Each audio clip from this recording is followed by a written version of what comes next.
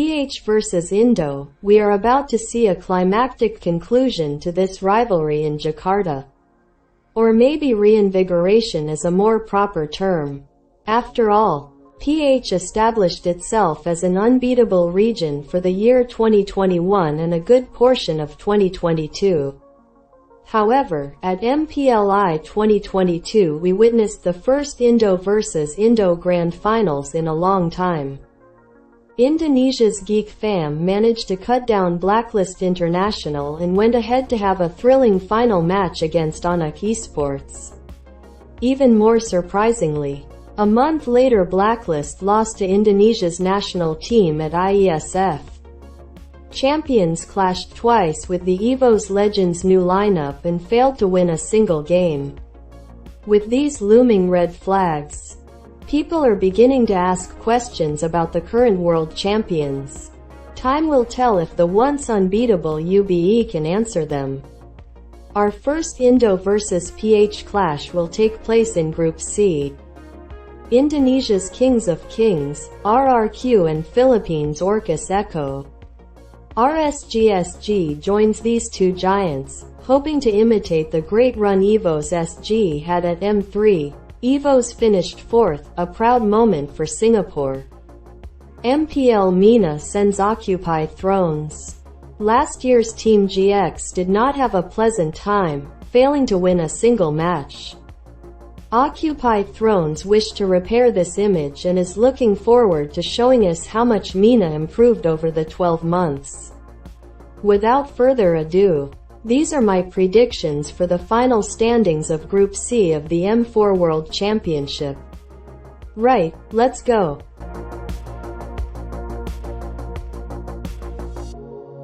Fourth place Occupy Thrones. A funny one actually. I put Occupy Thrones third when I watched the group stages draw.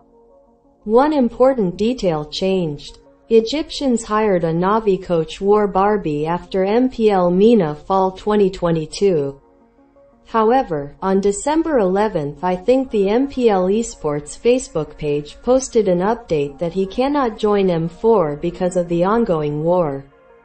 A Filipino coach, Mundo, joined in to cover for Barbie. According to Wikipedia, at the time of me writing this script, he has not coached anyone. Navi's coach was the reason I put the Thrones guys third in the first place. War Barbie swept RSG SG with Navi in M3 and overall Navi performed well. I believed Barbie could drill these guys enough so they could possibly topple RSG. Don't get me wrong, Mundo can do that too, he is a Filipino. I dug a bit and I found an Indonesian article about this sudden change. They refer to Mundo as a PH coach. Yeah, I want to believe in Occupy Thrones, however. I have no data on how competent this coach is. GX squad did poorly, that is a mild rating of their performance. If there was an outstanding team at M3 it was GX, and not in a good way. They failed to win a single game and every single game they played was a one-sided fiasco. Yes, the GX squad wasn't the first choice team. Some of you might still remember that back in the M3 qualifiers the true winner of the MENA region had a problem with visas, so GX replaced them. Up until the news I wanted to be charitable and believe in the guys. I think it'd probably turn out to be a mistake. Still, I respect Navi coach for what he did at M3. They should have beaten Todok and possibly even Evos SG. Imagine if Na and Eastern Slavs or Eastern Europeans for less geographically knowledgeable individuals ended in the top 4 and the massive earthquake this result would produce. I digress. I don't think Occupy Esports is able to get a win. They will put up a good fight versus RSG SG. It's going to be a 16-minute long game with Occupy Esports making a blunder at the Lord fight. Losing the game. I wish you good luck Occupy. You have expectations on your shoulder to prove MENA belongs on the world stage. I hope your playoff game turns out well and you don't end up in last place. Third place, RSG SG. Tough group, there is little to no chance RSG can pull off a miracle victory.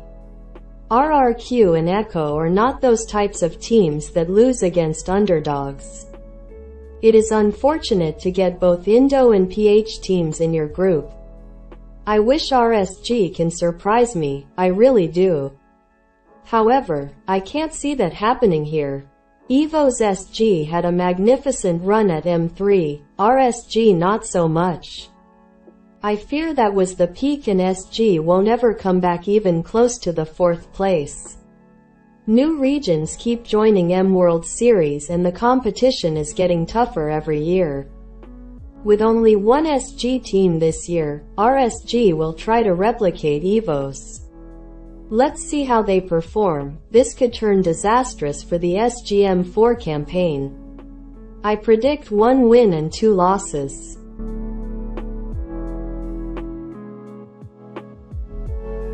Second place, RRQ. Well, I won't sleep well after this. Out of all my predictions, I'm most definitely not confident with this one. You have RRQ, their record against PH isn't the best lately. They beat RSG PH at MSC 2022 in the upper bracket finals.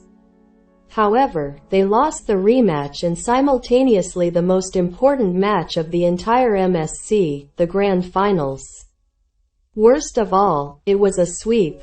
Again, the minor details and small individual blunders caused the downfall of the RRQ games. Prioritizing kills over objectives is not a good thing to do at a normal pro match. Doing this at the grand finals?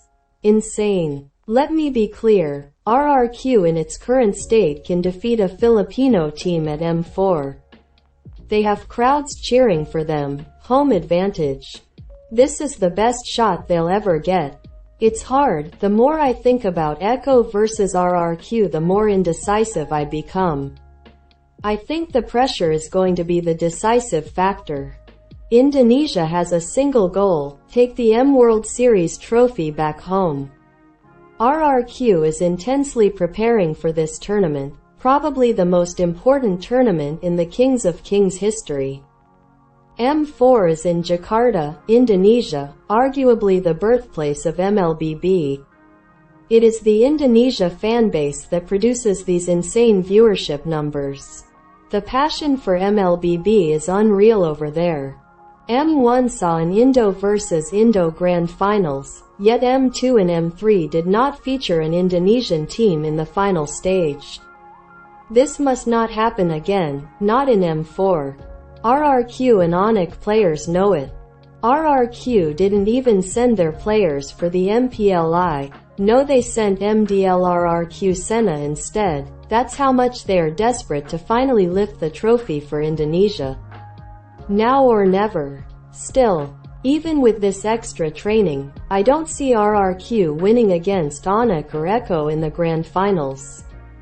The only team RRQ can hypothetically beat in my opinion is Blacklist International. Blacklist has not performed well recently in MPLI and IESF. I want to wait and see how they handle their group first before making a final judgment. However, I'm starting to see cracklings form in the once dominant champions. Losing in 2 tournaments so close to M4 is not a good sign. Hell, even in MPLPH Season 10, Onic Esports came to Game 5 and was somewhat close to reverse sweep Blacklist to the lower bracket and possibly home. PH teams had grown stronger and caught up to Blacklist, and it seems Indo teams did the same thing.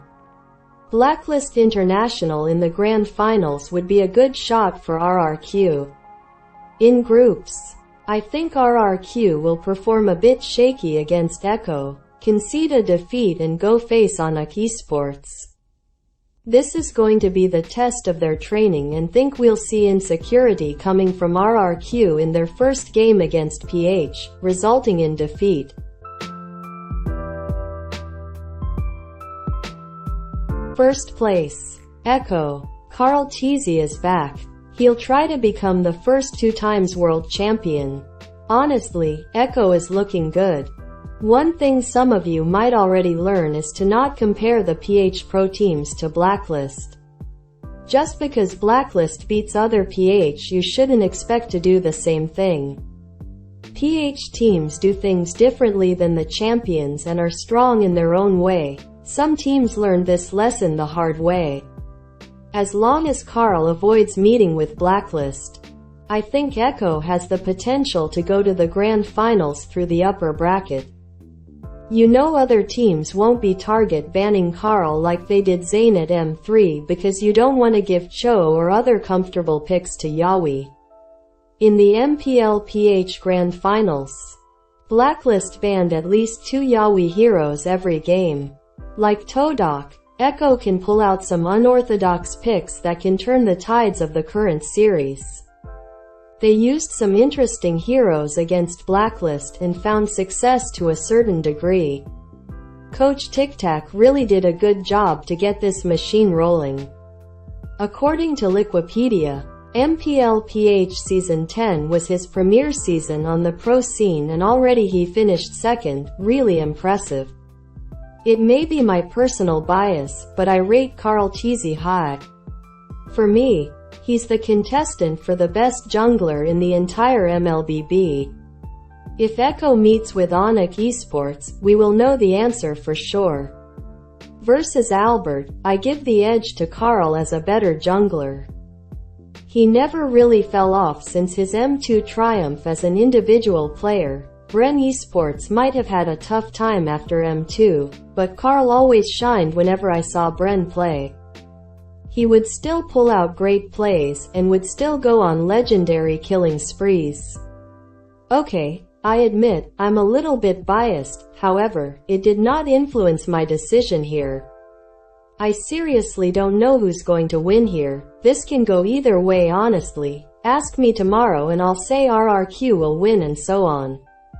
I hope to see Echo in the grand finals. I don't want to see Blacklist as back-to-back grand finalists or winners. I want to see a PH versus ID grand finals and I want to watch Echo on the grand stage. Good luck guys. If you meet Blacklist, I will root for you with my entire soul. In my belief, it is not the time for a back-to-back winner of the M World Series just yet. Give us a great conclusion to the M4. Piñas Lang Malakas. Echo first place, my final word.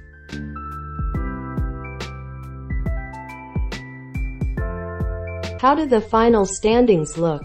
Occupy Esport dead last with 0 wins and 3 losses. RSG SG ends up third with 1 win and 2 losses.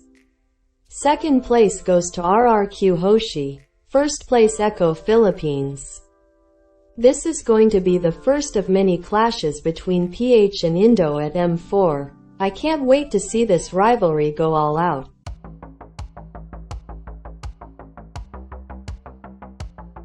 Alright, that's it for this video. Thank you for watching.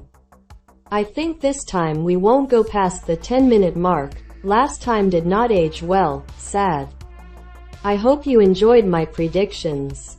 How do you think Group C is going to end up looking? Only Group D is left for me to predict, should be out before Christmas. Yes, I'll make it, I'm not that lazy after all. Until then, have a good day.